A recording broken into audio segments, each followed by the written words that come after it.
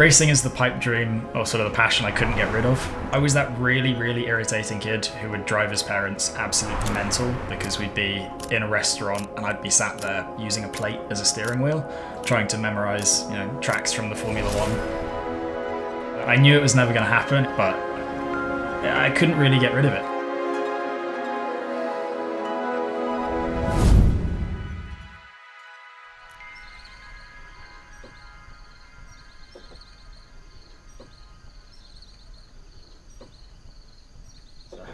This is where the magic happens. And by magic I mean sleep and not anywhere near enough of it. It's funny, growing up you always see F1 drivers on TV with huge hotel rooms. What they don't get though is a choice of bed. I mean, come on. This is the real glamour in racing.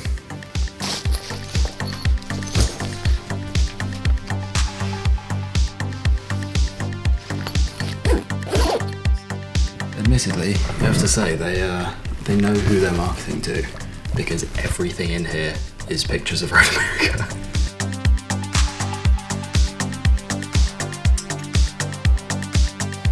This is the glamorous part of race car driver life, right? Mm-hmm. Let's go drive some race cars.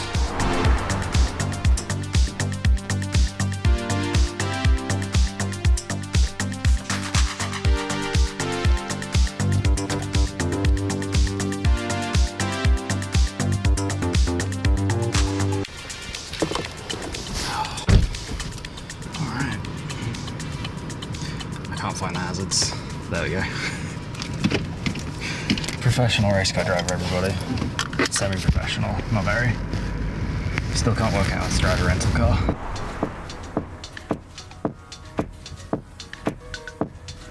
Morning. Oh my God, is that Ryan Eversley? I'm a big fan. I don't think I'm capable of not being competitive. Can't wait to get started. I'm staring at the back of the car in front and I'm just so excited to kick off the chaos, really.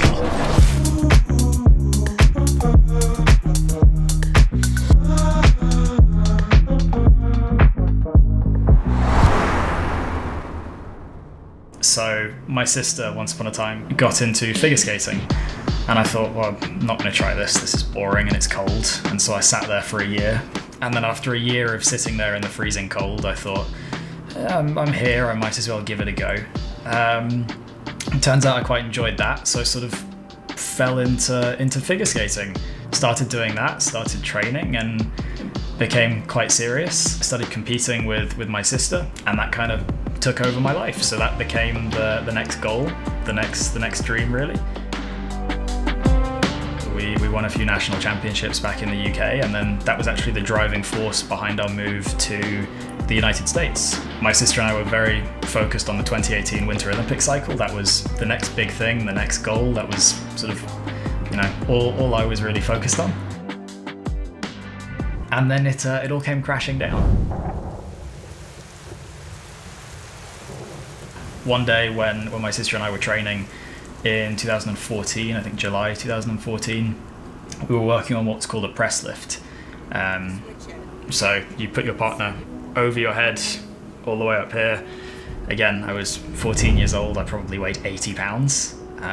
So not quite the perfect physical specimen for lifting a full person over your head. And one day it was a little too much and I ruptured the L4, L5 and L5, S1 discs in my lumbar spine.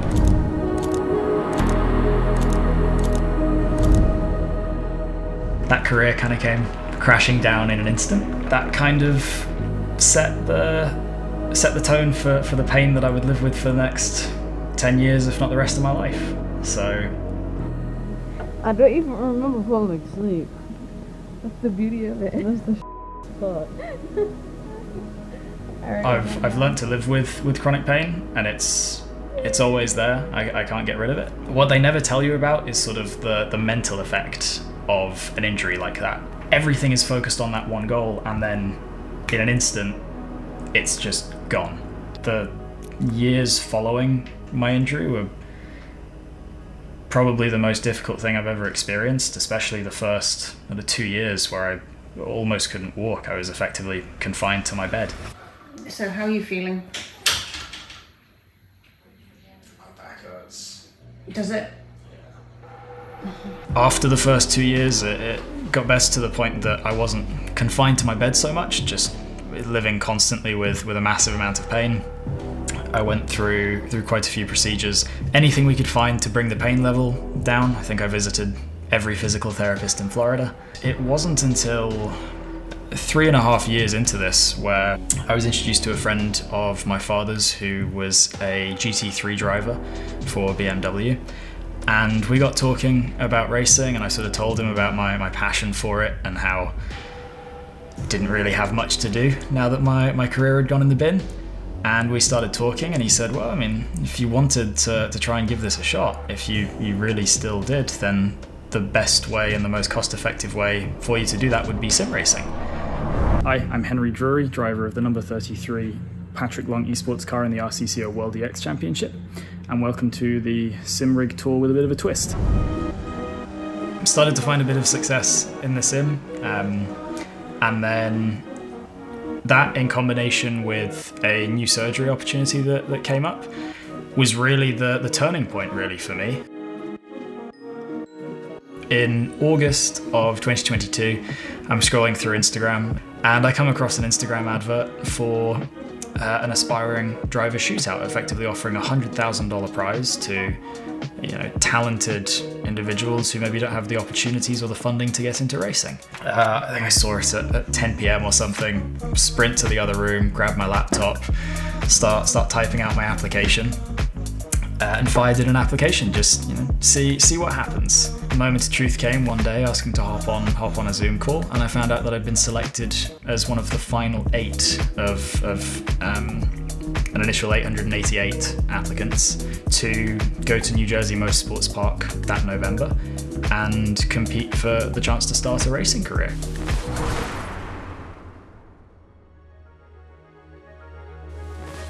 Off I went to New Jersey Motorsports Park, and over the next 3 days we went through intense testing and of the physical side of driving, fitness, mental, nutrition, the media side of things, and obviously the on-track stuff. So went through a whole brace of tests against 7 other finalists, and I was lucky enough to be selected as the winner, which changed my life in an instant.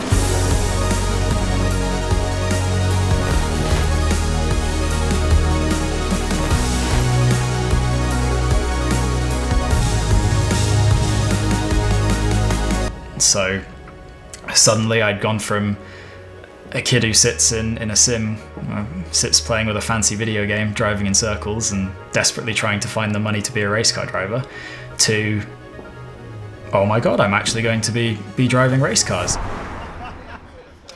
It's still so damp.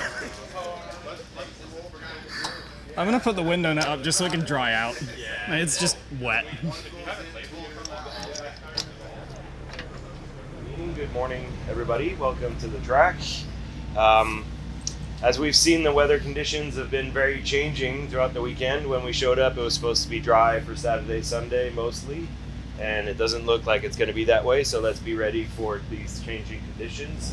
Go fast day, baby. Yeah, that's it. Let's have a good day. Thank you, everybody. Yeah. Start pushing everyone. Exactly right. So his personality outside the car, as you can tell, is very fun-loving and sort of laid back, but when it comes to driving, it's all business.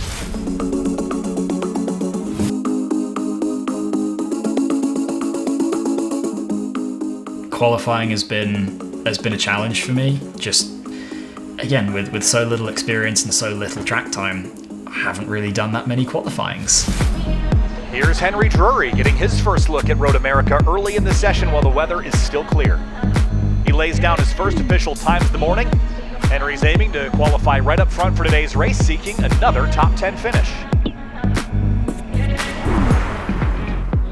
I'm so proud of that session, because I was just able to put my lap together and sort of get as close to performing perfectly as I think I could.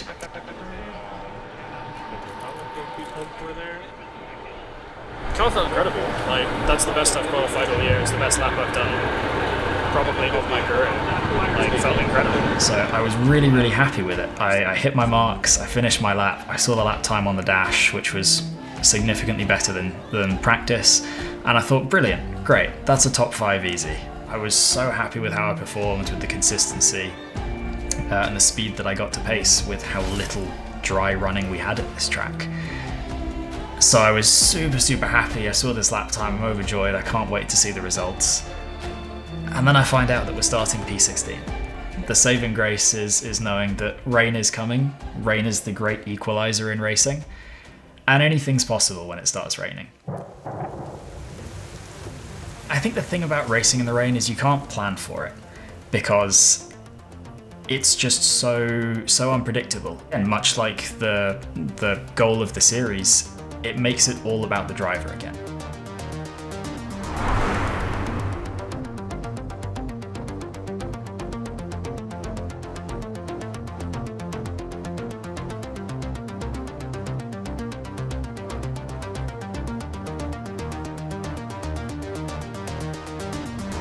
Flag, and we're officially racing at the National Park of Speed. Ellie Lorenz gives him the green. It's a good start all around, and for now, the weather is holding, clear skies and clear racetrack.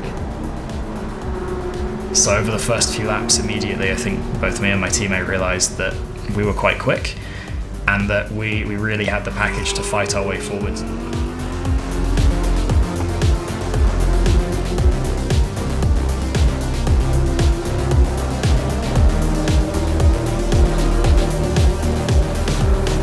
The track was damp at the start, there was a lot of standing water, and so the track was slowly drying out.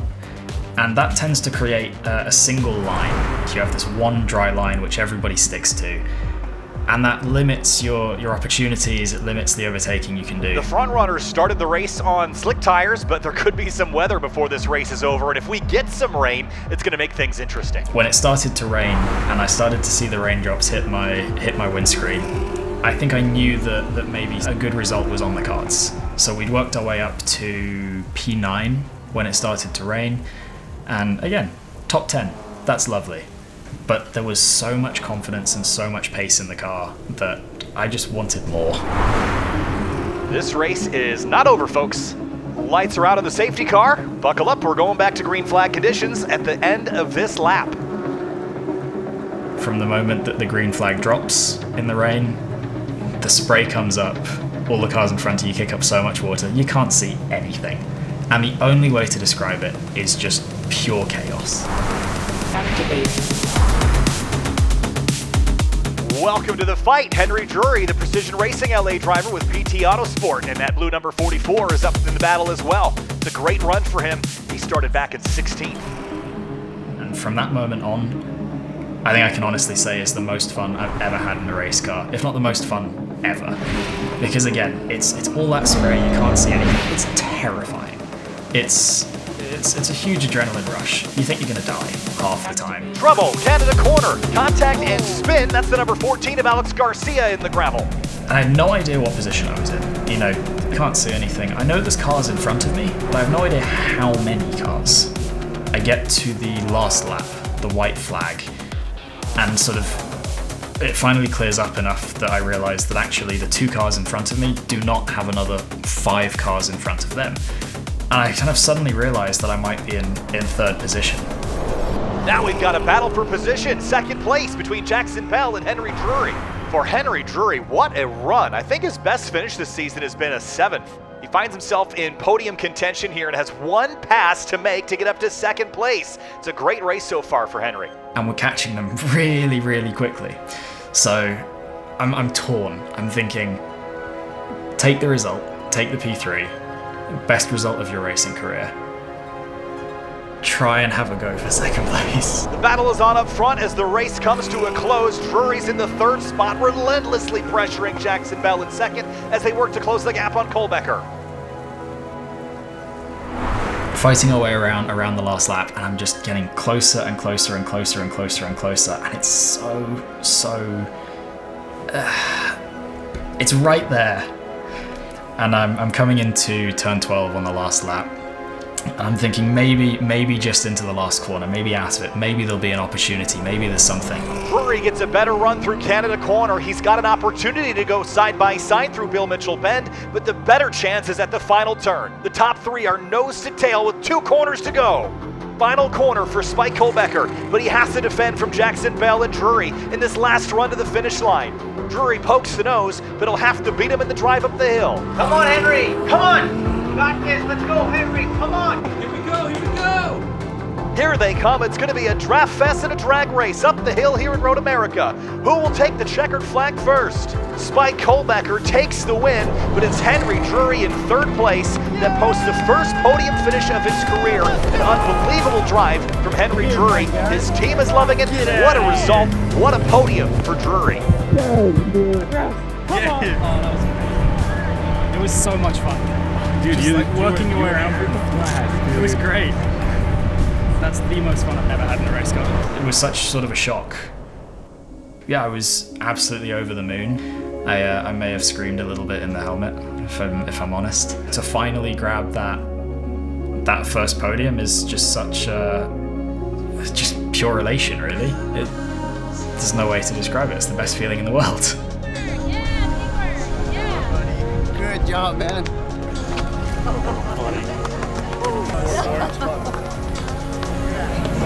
Henry Drury!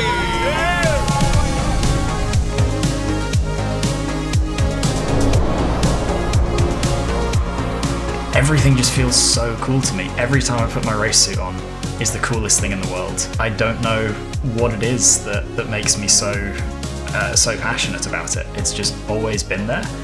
Maybe it is the competition, but I don't know. It's just, I'm so in love with sort of every part of it. It's the pipe dream.